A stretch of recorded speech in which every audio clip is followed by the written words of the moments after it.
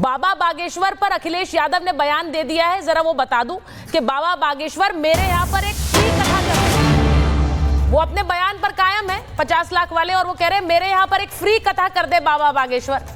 मैं यहां पर आजमगढ़ में आया हूं और उन्होंने कहा कि यहां पर ये जो घर है ये सारे कार्यकर्ताओं और पीडीए का घर है। बाबा बागेश्वर मेरे यहाँ एक फ्री कथा कर दे। मैं जरा सुनवा देती हूँ अखिलेश यादव क्या कह रहे हैं, फिर मैं जाती हूँ हर्षवर्धन जी के पास। सुनाइए।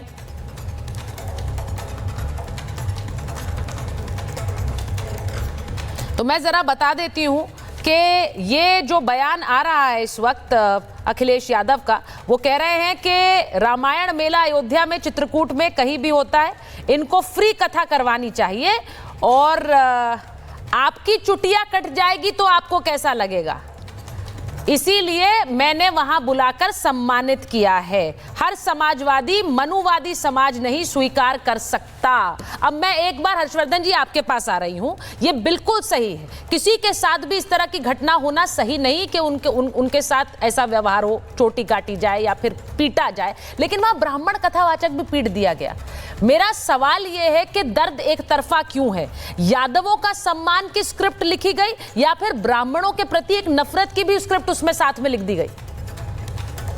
सुचेता जी, रिपब्लिक भारत पर ही भाटी जी के साथ हम उस दिन थे और भाटी जी ने बहुत सी बातें ऐसी कही थी जिस पर मैंने कहा था, और वो भाटी जी को भी ध्यान में होगा, मैंने कहा था कि उत्तर प्रदेश में यादवों और ब्राह्मणों के संघर्ष का कोई इतिहास नहीं। अच्छा है कि आज भाटी जी मेरे शब्द बोल रहे हैं, उस दिन बड़े नाराज हो गए थे। मैंने ये भी कहा था कि मुलायम सिंह यादव ने लालू प्रसाद जी की राजनीति कभी उत्तर प्रदेश में होने नहीं दी। मुलायम सिंह यादव पे चाहे जो आरोप रहे हों, लेकिन कभी किसी जिले में इस तरह के जातीय संघर्ष को उन्होंने हवा नहीं दी। दुर्भाग्य से अखिलेश यादव ने उसे हवा दी। और आज मुझे बड़ा अच्छा लगा, जितनी बातें भाटी जी ने कही सब बड़ी अच्छी है, लेकिन आप जरा सोचिए, आपने जो चिन्हित किया, भाटी जी को यह पता नहीं होगा कि वहां इटावा में किसके साथ क्या हुआ। और उस दिन जिस तेजी में शॉल उड़ा के और ढोलक की थाप पर वहां सब कुछ कार्यालय में हुआ, आज तक किसी पार्टी के कार्यालय में यह नहीं हुआ। मैं फिर कह रहा हूं, जिसकी चोटी काटी गई या दुर्व्यवहार किया गया, भले वो फ्रॉड था, भले वो कथावाचक फ्रॉड था, दो आधार कार्ड रखे हुए थे, लेकिन ये कानून व्यवस्था का मसला है, किसी का अधिकार नहीं, किसी के साथ भी दुर्व्यवहार नीच कर्म है। यही शब्द मैंने उस दिन भी बोला। ये अच्छा लगा कि आज भाटी जी 2 दिनों में वही भाषा बोल रहे हैं जो मैंने कहा था। उस दिन बड़ा नाराज हो रहे थे। नंबर 1 तो जो लोग उस दिन देखे होंगे उनको याद होगा। अब दूसरी महत्वपूर्ण बात, अखिलेश यादव चाह क्या रहे हैं भाई? क्या ये कोई मान सकता है कि अखिलेश यादव जो पूर्व मुख्यमंत्री रहे हैं, इतने बड़े नेता हैं देश के, 37 सांसद, 111 विधायक वाली पार्टी है, बाबा बागेश्वर से वो कहेंगे और बाबा बागेश्वर वहां कथा नहीं कहेंगे? अरे बिल्कुल कहेंगे। लेकिन आप जरा अंदाज देखिए तंज करने का। दरअसल ये जो सनातन को, उस दिन भी भाटी जी कह रहे थे कि अच्छा आप टिप्पणी करें तो कोई बात नहीं क्योंकि आपके नाम के आगे त्रिपाठी लगा हुआ है। ये जो जातीय पहचान से सब कुछ जोड़कर हो रहा है, और मैं तो देखिए, मैं तो बचपन से आज तक हमने नहीं देखा कि कहीं भी कोई ऐसा यादव ब्राह्मण संघर्ष हो गया हो, या कहीं मुझे याद ही नहीं। अलग अलग पार्टियों में रहे दोनों जातियां, दोनों अलग अलग पार्टियों को वोट करते रहे, लेकिन फिर भी आप गांव गांव चले जाएंगे तो संघर्ष नहीं मिलेगा। लेकिन पिछले कुछ समय से, अब पता नहीं ये बाय डिजाइन है या उनको लगता है कि पीडीए इसके अलावा और किसी रास्ते जा ही नहीं सकता। और एक बात और बार बार कही जाती है, मनुवादी। अरे भैया, तो हम तो कह रहे हैं कि सब लोग उधर ही तो जा रहे हो। यही तो कहा जाता था ना, वार्ड व्यवस्था, जो चाहे वो कथा कहे वो ब्राह्मण, यही तो है वर्णवादी व्यवस्था ना। तो आप तो उधर ही बढ़ रहे हैं। आप अभी तक जातिवादी व्यवस्था की बात कर रहे थे, इतनी जाति किसने बना दी भाटी जी? ये भी तो जरा बताइए।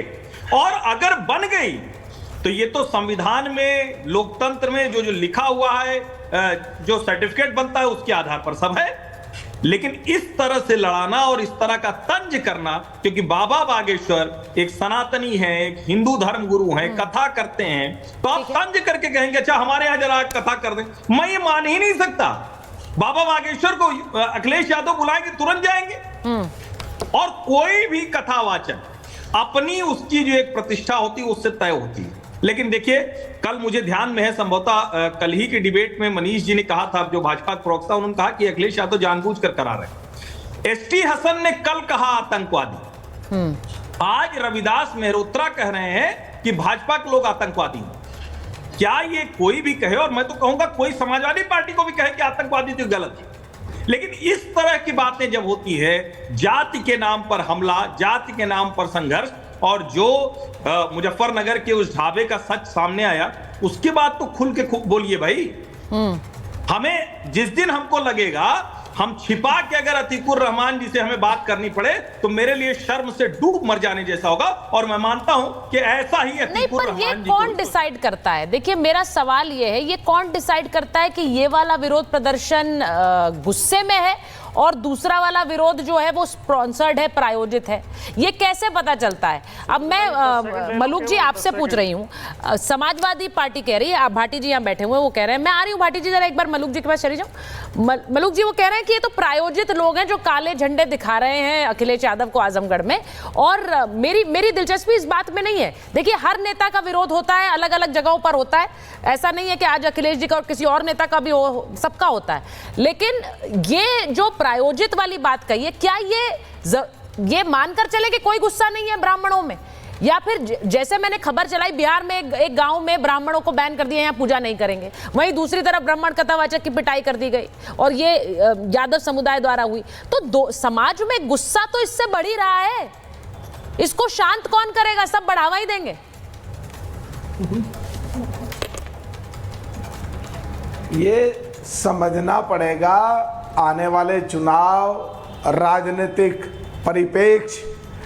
ये 17वीं लोकसभा में माननीय प्रधानमंत्री कहते थे मैंने इतने पिछड़े और इतने दलित मंत्री बनाए, और इन लोगों को लगा, कांग्रेस को खास करके, कि हमारी जमीन खिसक गई और पिछड़े और दलित पूरी तरीके से चुपके हैं एनडीए से या बीजेपी से।